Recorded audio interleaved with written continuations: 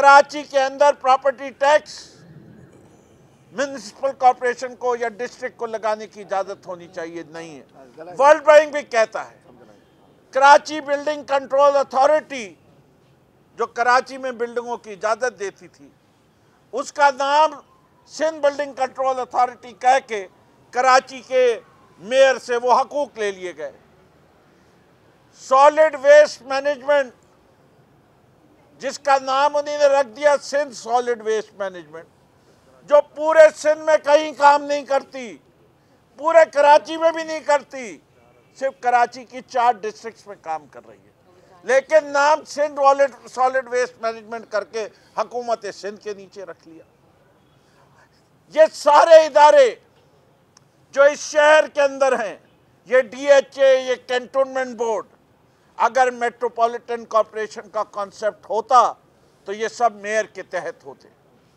अगर metropolitan corporation का concept होता तो कराची की पुलिस भी उसके नीचे होती। अगर मेट्रोपॉलिटन कॉरपोरेशन का कॉन्सेप्ट होता तो मास ट्रांजिट भी मेयर के नीचे होता। हम इस कानून की बात कर रहे हैं जो कि हमने देखा है दुनिया भर में कामयाब हुआ है, चाहे वो दिल्ली हो, चाहे बम्बई हो, चाहे लंदन हो, चाहे शिकागो, चाहे पेरिस हो, चाहे न्यूयॉर्क हो। वहाँ मेट्रोपॉलिटन सिटीज़ के अंदर एम्पावर्ड लोकल गवर्नमेंट होती है। वर्ल्ड बैंक की पूरी रिपोर्ट मौजूद है। कंसल्टेंट रखते हैं, कंसल्टेंट्स के लिए पैसे भी देते हैं, लेकिन जो उनकी सजेशंस होती हैं, जो रिकमेंडेशंस होती हैं, उसको रद्दी की टोकरी में डाल देते हैं। आज का एहतजाज सिंध गवर्नमेंट के इस रवैये के खिलाफ है और हम इनको अभी बता रहे हैं कि हम पब्लिक अकाउंट्स कमेटी नहीं छोड़ेंगे। इससे कि इनकी करप्शन को बेनकाब करने के लिए और जमहूरियत की रूह को बरकरार रखने के लिए वो चार्टर ऑफ डेमोक्रेसी जिसका वो जिक्र नेशनल असेंबली में करते थे, उस पे उनसे यहाँ भी अमल कराया जाएगा। हमने वहाँ बात रखी, हमने इनको एकोमोडेट किया। हमने वहाँ भी कहा था कि PMLN को नहीं दो, PPP बन जाए। हमने ये नहीं कहा कि ऑपोजिशन का नहीं होगा PAC का चेयरमैन। हमने कहा उस जमात का नहीं होना चाहिए जो माजी में हुकूमत करती आ रही है।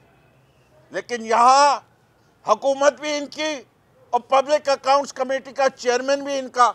ये कौन सा चार्टर है? ये किस चार्टर की बात कर रहे हैं? क्यों डरते हैं?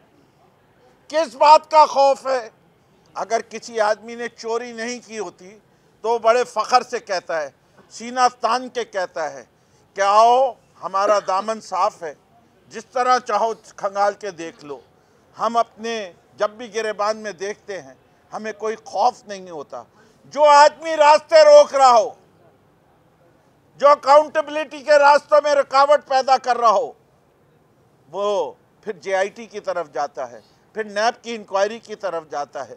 आप पमाल करते जाइए जमहूरी इदारों को, आपका अंजाम वही होगा जो होना चाहिए, जो मंतकी अंजाम है।